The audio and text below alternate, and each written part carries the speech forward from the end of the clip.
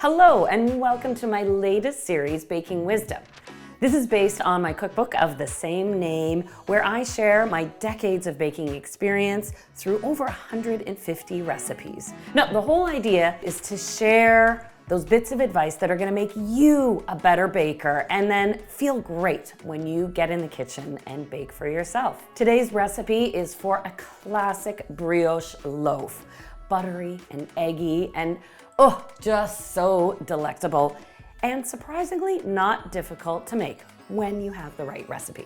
First thing you want to do is measure your flour into your mixing bowl. This recipe makes 2 full-size loaves of brioche. Now brioche freezes amazingly well, or you can also shape this into 12 burger buns if that's what you're after. You use all-purpose flour when you're making brioche because unlike a baguette or a French bread where you really want that protein development to hold in the air, we're counting on eggs for some of that structure, butter for the richness, and so just a regular all-purpose flour is all you need.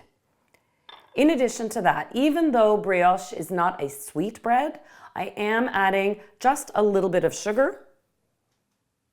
I'm using instant dry yeast, so you can add that directly to your dry ingredients. If you're using regular yeast, you would want to liquefy that in some of your warm milk, let it sit for a minute, and then add it to your dough. Dry yeast is as easy to work with as baking powder or baking soda these days. The only thing to keep in mind is you don't want salt to come in direct contact with liquefied yeast. So by adding my salt now to my dry ingredients, I'll be fine. And I'll just give this a quick little stir. You can make this recipe by hand if you want. Just have a big mixing bowl ready and a big spoon.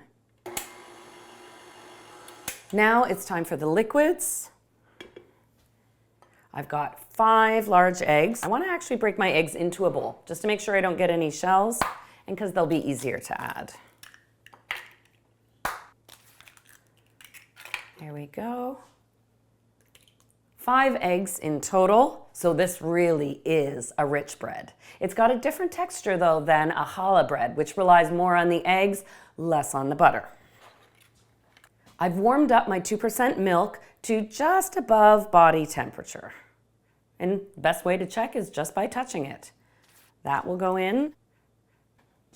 Using milk as opposed to water in a bread recipe means you're going to get a softer, thinner crust. And because a brioche is meant to be tender and delicate, that's exactly what we want.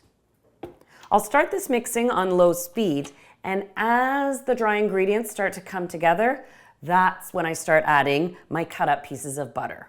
I've already added salt to the bread recipe, so you want to use unsalted butter here. I know it's a lot of butter. It is 2 loaves of bread, but it's also a lot of butter, which is amazing. As the butter works in, you can see the dough getting stickier and stickier. That's all factored into the recipe. Something to keep in mind is that brioche dough, because of the eggs and the soft butter, is very soft when you're mixing it. It'll be very sticky and tacky, which is why it is actually easy to mix by hand. Don't be tempted to add extra flour. It's not like making a regular white bread or baguette. My butter's almost worked in. It still has a little ways to go, but you can see how coarse and rough and shaggy the dough is. Well, that's your sign that it's not done mixing. You want to keep mixing, and after a while, the dough will still be sticky, but you'll see it get smooth and elastic. I think brioche was one of the very first bread doughs I ever tried making because I knew that simple sourdough or white bread, water, flour, salt, and yeast was actually tricky. But when you've got eggs and butter to kind of protect you as you're making your dough, you've got a lot more wiggle room here.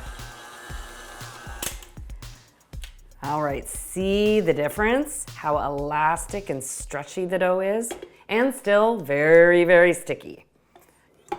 All right, so your work's almost done. Seriously.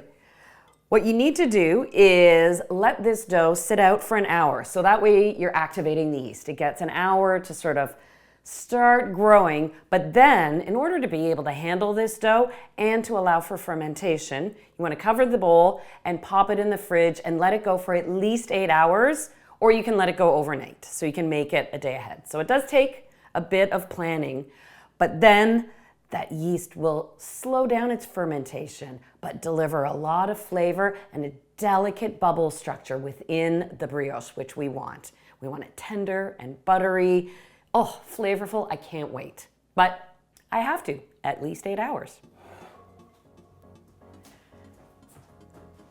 Look at this dough after it has chilled for 8 hours. So all of a sudden you could touch it and it's not sticky because of course the butter has chilled. But you can see how the dough has also risen up in a slow and controlled way. So now I'll turn it out. A little bit of flour, but you'll find when you're rolling brioche dough, you don't need a ton of flour.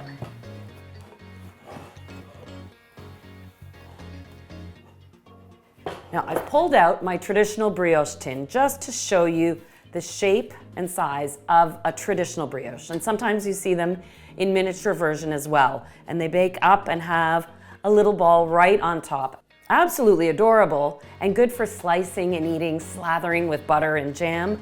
But if you want to make a sandwich from your brioche, you want to bake in a traditional loaf tin, just like so. And I've just greased the insides lightly.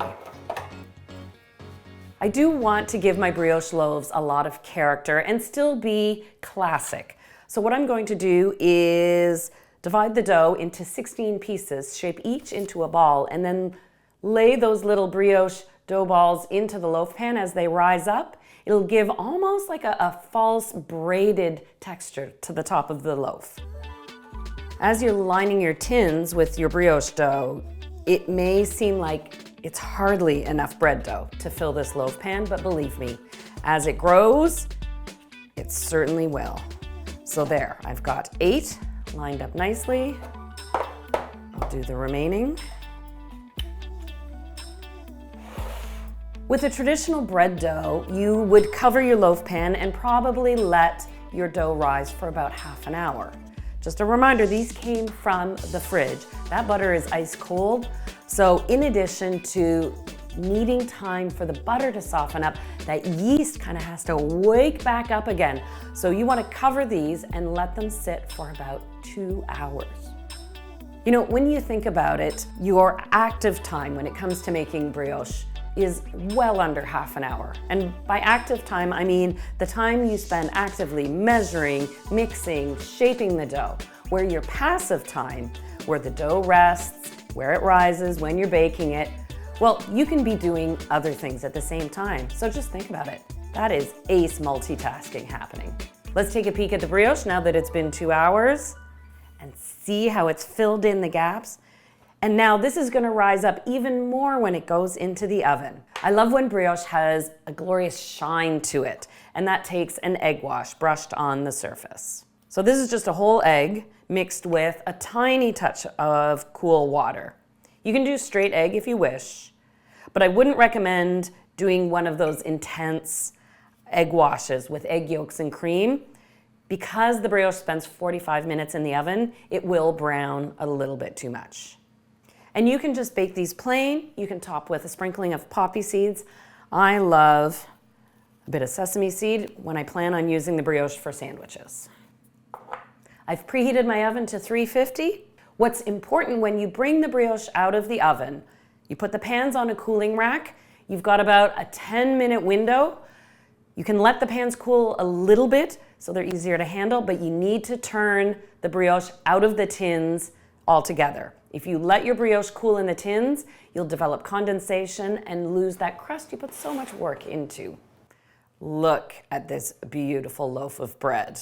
And you saw how straightforward that is to make. I won't call it simple because we are making bread after all. But once it's cooled, now it's ready to slice and enjoy. And I want you to see the texture inside. So it's got that fine texture, but brioche has structure to it, and which is why it's such a popular high-end burger bun. As a reminder, yes, you can bake this as burger buns. It makes, what else? It makes delicious toast, French toast. It's good the next day. If you've got any crust or end pieces left, make croutons out of them. You will not waste a bit. Now, what a great way to show off the bread you've made. Freshly baked, buttery brioche. What a great recipe to try to make yourself feel accomplished as a baker. I've given you tons of baking wisdom, a solid recipe. I know you can do this. You'll be eating a delicious BLT before you know it.